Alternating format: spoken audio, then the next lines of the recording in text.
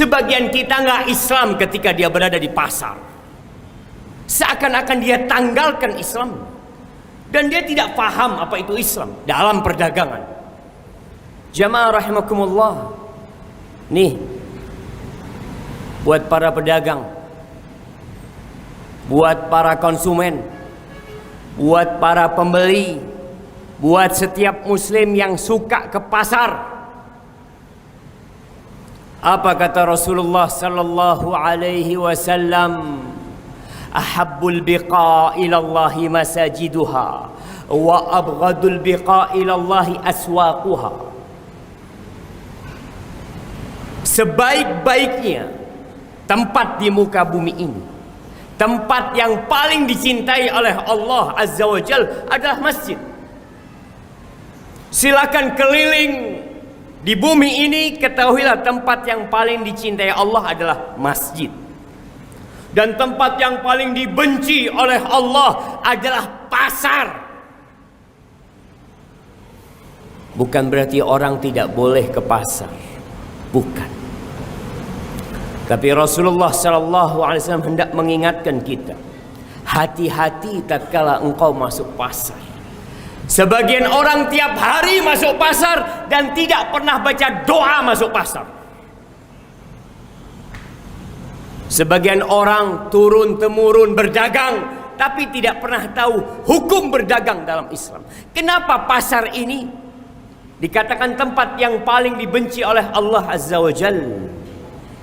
Salman Al-Farisi, sahabat Nabi kita radhiyallahu taala anhu, mengatakan, la takun awwal man yadkhul ila al-masjid atau awwala dakhilin ila al-masjid wa akhirah kharijin minal masjid. Engkau jangan pernah menjadi orang yang pertama masuk masjid, yang terakhir keluar, yang pertama masuk pasar dan terakhir keluar pasar.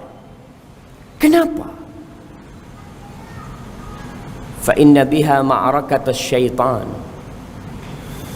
wa biha yansibu rayatahu. Ternyata pasar ini memang tempat mengais rezeki, tapi di pasar itu tempat peperangan syaitan. Di pasar itu setan pasang benderanya untuk menunjukkan kemenangan dia. Tempat penipuan itu di pasar, mengurangi timbangan di pasar, riba di pasar. Ahibati fillah,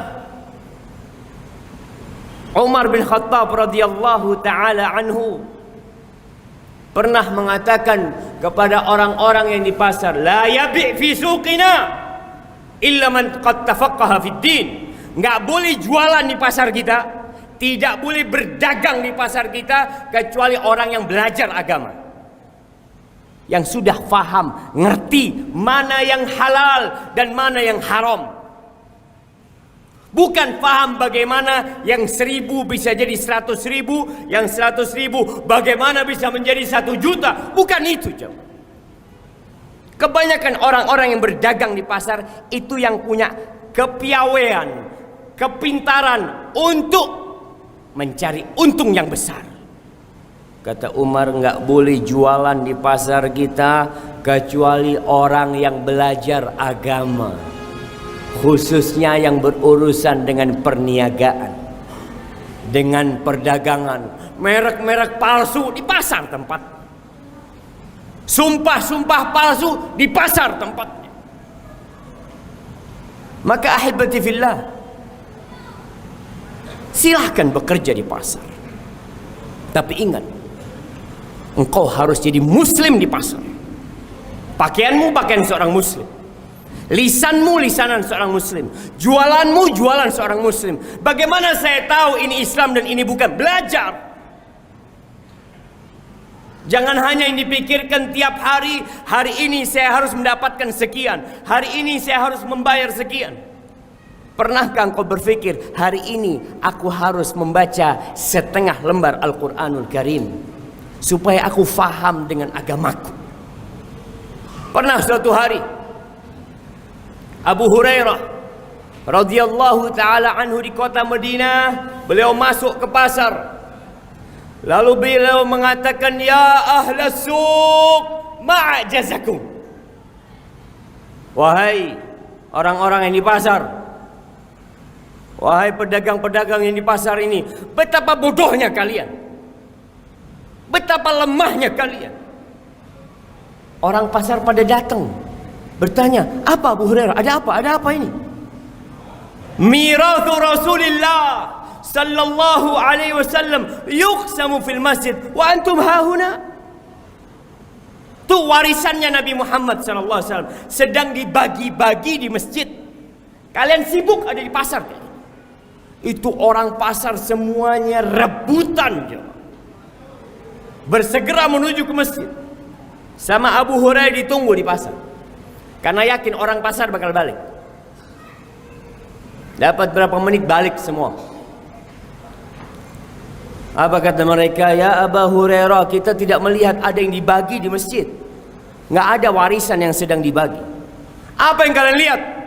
Ra'aina qauman yusallun. Kita lihat ada sebagian orang yang sholat, sebagian orang berzikir, baca Quran, sebagian orang ngaji, belajar ilmu.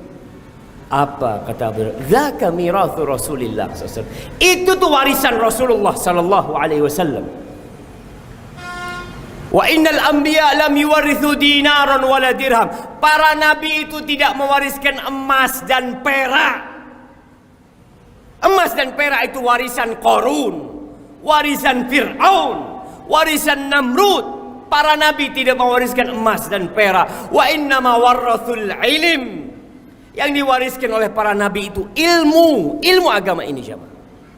Faman akhadahu akhadha bihadzin wafir. Siapa yang ngambil itu ilmu, maka dia ngambil keberuntungan yang besar sekali, jemaah.